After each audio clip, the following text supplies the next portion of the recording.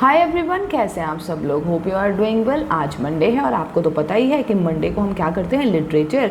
तो आज जो है मैं डिस्कस करने जा रही हूँ आप सबके साथ CBSE class 10th NCERT book में जो प्रिस्क्राइब्ड एक पोएम है। On the name of the poem is the ball poem and this wonderful poem is composed bye John Berryman. तो चलिए फटाफट आज की जो डिस्कशन है वो स्टार्ट करते हैं। ध्यान से समझते जाइएगा। ये जो पर्टिकुलर पोएम है ना, इसमें हमें ये चीज़ सीखने को मिलती है कि ज़िंदगी में देखो कोई भी चीज़ परमानेंट नहीं है और इस वजह से हमारी कोई भी चीज़ अगर खो जाती है, ठीक है, तो उसे हमें समझकर और लाइफ में आगे बढ़ना है, ठीक है। और दूसरी चीज़ क्या है, मनी से आप हर चीज़ को परचेज़ नहीं कर सकते हो, ठीक है। मनी से आप सामान खरीद सकते हो, थिंग्स खरीद सकते हो, लेकिन इमोशंस जो है वो परचेज़ नहीं कर सकते हो, ठीक है ना। और हमें क्या है, अपनी हर चीज़ को संभाल कर रखना चाहिए। अगर आपने इस चीज़ों को संभाल कर नहीं रखा, चीज़ों को, लोगों को संभाल कर नहीं रखा, तो अगर वो एक बार आपकी ज़िंदगी से चले जाएंगे तो वो कभी वापस नहीं आएंगे। यही सेंट्रल थीम है इस पर्टिकुलर पोएम का। तो चलिए फटाफट जो आज की डिस्कशन है वो स्टार्ट करते हैं। ध्यान से समझते जाइएगा। क्या कहता है, what is the boy now who has lost his ball, what is he to do? I saw it go merely bouncing down the street and then merely over there it is in the water। क्या कहा जा रहा है कि एक लड़का है, ठीक है, एक लड़का है, उसका अब क्या होगा जिसकी बॉल जो है वो गुम हो गई है, ठीक है। वो लड़का जो है अब क्या करेगा। और जो पोएट है वो कहते हैं कि मैंने खुद देखा है, क्या देखा है, कि जो उसकी बॉल थी, एक बच्चा जो था अपने बॉल के साथ खेल रहा था और उसकी जो बॉल है वो बाउंस करते हुए, मेरली बाउंसिंग का मतलब क्या हो, खुशी से कूदती हुई, ठीक है ना, कहाँ जाकर गिर गई है, वाटर में गिर गई है। तो वो जो लड़का है, ठीक है, जो छोटा सा बच्चा है, उसने अपनी बॉल को गुम कर दिया है, तो वो बहुत ज़्यादा सैड है।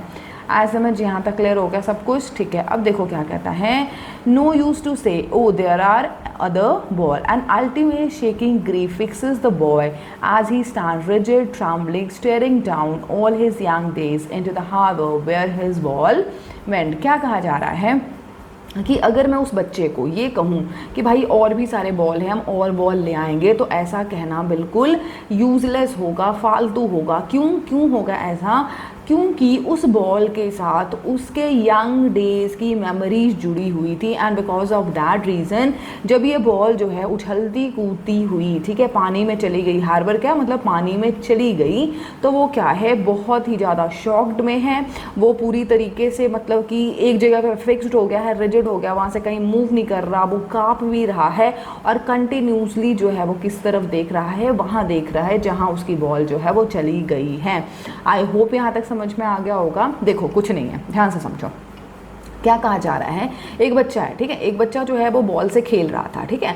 और क्या हुआ, बॉल से खेल रहा था तो बॉल जो है ना बाउंस करते करते करते करते कहाँ है, हार्बर में चली गई। हार्बर इज़ अ प्लेस जहाँ से पानी स्टार्ट हो रहा है, ठीक है, तो हार्बर में चली गई, ठीक है ना। वैसे तो हार्बर का मीनिंग कुछ और भी होता है, लेकिन यहाँ पर जो हार्बर बताया गया है, मतलब आप ये समझ लो कि बच्चा जो है वो गली में खेल रहा होगा, तो नाली वगैरह में जहाँ से पानी जो है स्टार्ट हो रहा है वहाँ पर ये इसकी बॉल चली गई। और उसकी वजह से जो बच्चा है बहुत ज़्यादा दुखी हो गया, ठीक है, कि हाँ मेरी बॉल गुम हो गई, अब मेरा क्या होगा, है ना। तो इसकी वजह से वो काँप रहा है और कंटिन्यूसली स्टेयर कर रहा है उस जगह पे जहाँ उसकी बॉल जो है वो चली गई है। और देखो अगर हम ये कहें कि अरे बच्चा कोई बात नहीं, हम नई बॉल ले आएंगे, तो ऐसा कहना जो है बिल्कुल ही बेवकूफ़ाना है। द रीज़न बीइंग क्योंकि उस बॉल के साथ ये जो बच्चा है उसकी क्या है, फीलिंग्स जुड़ी हुई थी। I hope it is clear. यहाँ तक सब कुछ क्लियर हो गया होगा। अब आगे देख लीजिए क्या कहता है, I would not intrude on him a dime, another ball is worthless. Now he senses first responsibility in the world of possession. People will take ball will be lost always, little boy, and no one buy a ball back. Money is external. क्या कहा जा रहा है, देखो जो poet है वो क्या कहते हैं कि मैं इस बच्चे को बिल्कुल भी डिस्टर्ब नहीं करूँगा और ये बिल्कुल भी नहीं करूँगा कि अ डाइम क्या है, करेंसी है, ठीक है ना, कि अ डाइम अनदर बॉल, की एक मतलब कि डाइम करेंसी है, ठीक है, हम एक और बॉल ले आएंगे, ठीक है ना। तो ऐसा कुछ भी नहीं कहूँगा, क्योंकि अगर मैं ऐसा कहता हूँ, ठीक है ना, कि बॉल तो बड़ी सस्ती थी जी, हम नई बॉल ले आएंगे, तो ऐसा कहना क्या हो जाएगा, वर्थलेस हो जाएगा, ठीक है। उसके बाद आगे क्या कहता है, now he senses first responsibility in the world of possession, ठीक है। इस दुनिया में हर चीज़ पे किसी ना किसी का हक है। तो ये जो बच्चा है आज वो सीख रहा है कि अगर आपकी कोई चीज़ है तो आपको उसके लिए रिस्पॉन्सिबल होना चाहिए, उसका अच्छे तरीके से ध्यान रखना चाहिए, ठीक है। People will take ball, ball will be lost always little boy. उसके बाद जो पोएट है वो ये भी कह रहे हैं कि लोग जो है बॉल खरीदते हैं और हमेशा बॉल जो है वो गुम हो जाती है, और एक बार अगर बॉल गुम हो जाए तो वो कभी भी वापस नहीं आती है। मनी जो है यहाँ पर एक्सटर्नल है। मतलब क्या हुआ, देखो सीधी सी बात है, इस दुनिया में, ठीक है ना, आपको रिस्पॉन्सिबिलिटी समझनी पड़ेगी कि जो भी चीज़ आपकी है ना आपको उसकी केयर करनी पड़ेगी। क्योंकि अगर कोई भी चीज़ जो आपकी है अगर आपने उसकी केयर नहीं करी और अगर वो आपसे एक बार दूर हो जाए, चाहे वो कोई थिंग हो चाहे कोई ह्यूमन बीइंग हो, तो वो दोबारा कभी आपकी लाइफ में वापस नहीं आ सकता है। और यहाँ मनी एक्सटर्नल क्यों है, क्योंकि मनी से आप चीज़ें खरीद सकते हो लेकिन इमोशंस नहीं खरीद सकते, लव नहीं खरीद सकते हो, ठीक है ना।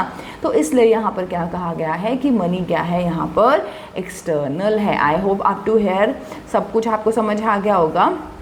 अब देखो क्या कहता है, he is learning well behind his desperate eyes the epistemology of loss, how to stand up, knowing what every man must know one day, ठीक है, and most know many days how to stand up. क्या कहा जा रहा है कि अभी ये जो बच्चा है ना वो क्या है, अपनी होपलेस आइज से, ठीक है ना, होपलेस आइज से सीख रहा है। एपिस्टेमोलॉजी नॉलेज ले रहा है, किसका, लॉस का, कि जो चीज़ें हैं वो गुम हो जाती हैं, इस चीज़ का वो नॉलेज ले रहा है और वो सीख रहा है दोबारा से खड़े होना। हाउ टू स्टैंड अप, दोबारा से खड़े होना।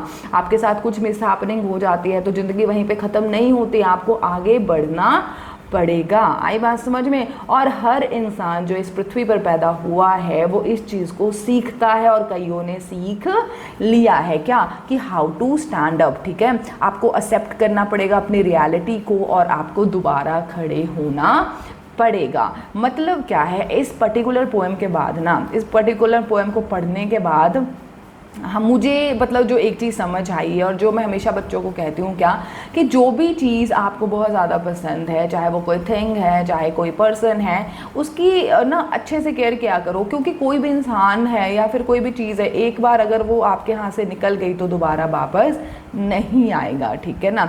तो सीधी सी बात है। और लेकिन हाँ, दूसरी बात यहाँ पर ये भी आती है कि एक चीज़ के पीछे पूरी ज़िंदगी ख़राब नहीं की जाती है, ठीक है। क्योंकि लाइफ है, जैसे देखो दिन है तो रात भी आएगी, रात है तो दिन भी आएगा, ठीक है ना। आज अगर खुशी हो तो कल दुखी होगे, अगर आज दुखी हो तो कल खुश भी होगे। आई बात समझ में। अपनी लाइफ में आगे बढ़ते रहना चाहिए, अपनी चीज़ों को संभाल के रखना चाहिए, लेकिन इस चीज़ को हमेशा दिमाग में रखना चाहिए कि nothing is permanent in this world. और इस जो है इस फिलॉसफी के साथ ही हमें आगे बढ़ना चाहिए। आई होप कि ये पोएम आपको अच्छे से क्लियर हो गया होगा।